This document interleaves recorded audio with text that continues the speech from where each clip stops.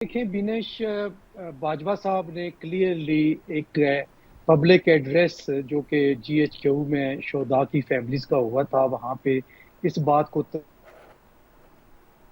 तस्लीम किया था कि हमसे गलतियां हुई हैं और हमने सियासत में मुदाखलत की है। हुँ, और जिस वक्त 2017-18 में एस्टेब्लिशमेंट का उस वक्त की एस्टेब्लिशमेंट का गठजोड़ हो रहा था, हम बाहर बैठे ये देख रहे थे और कह रहे थे कि इस वक्त जो एस्टेब्लिशमेंट का चॉइस है वो बड़ा डिफिकल्ट है, ये आइंदा जाके उनको शायद गले ना पड़ जाए।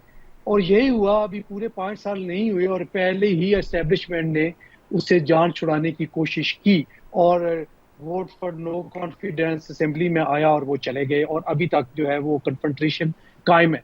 बहरहाल एस्टेब्लिशमेंट को चाहिए ज़रूर कि वो बहुत सारे मामलात में जो गैर ज़रूरी दखल अंदाजी करते हैं वो ना करें, क्योंकि अपना मोरल हाई रखने के लिए, अफवाज पाकिस्तान का मोरल हाई रखने के लिए ज़रूरी है कि खा मखा के जो मामलात हैं उनमें अपनी इंटरफेरेंस खास तौर पे पॉलिटिकल मैटर्स में कम से कम रखें। हुँ, उसकी वजह ये है कि आप देखें कि कोई भी पॉलिटिकल लीडर वो कभी भी ये नहीं कहेगा कि फौज जो है वो हमारे दुश्मन है या हमारे खिलाफ है। हमेशा फौज की बैसियत इदारा तारीफ करते हैं।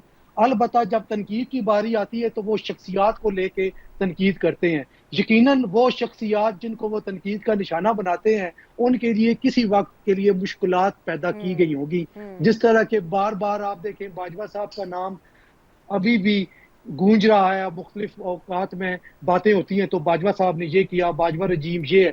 तो मैं समझता हूँ कि बाजवा साहब के कन्फेशन के बाद जो मौजूदा एस्टेब्लिशमेंट है उसको अपना लाइन ऑफ एक्शन जो है वो एक तयन कर लेना चाहिए। कम अज कम जितना भी अपने आप को पॉलिटिकल मामलात से अलग रखेंगे, जी सर। ये सर ये ये इस चले मुल्क के लिए मैं भी मैं जरूरी है आपको और मैं उसके आपको लिए एक भी खबर जरूरी दे है। देती हूँ। वैसे तो ये इस नौयत का प्रोग्राम नहीं है, मतलब हम सारे आपस में थिंक टैंक्स ही बैठे हुए हैं, लेकिन फिर भी मैं आपको खबर दे देती हूँ कि ये वाली इस्टेब्लिशमेंट सियासत के अंदर इंटरफेरेंस नहीं करेगी। और उसकी सबसे बड़ी वजह यही है कि जो इमरान खान साहब को कोई जवाब नहीं दिया जा रहा और जो इमरान खान साहब को इंगेज नहीं किया जा रहा, जिसकी तकलीफ इमरान खान साहब को है कि वो फौज के अंदर एक डिवाइड क्रिएट करना चाहते हैं और गद्दार कौन है का जो स्टेटस है ना उसको आगे लेकर के चल रहे हैं।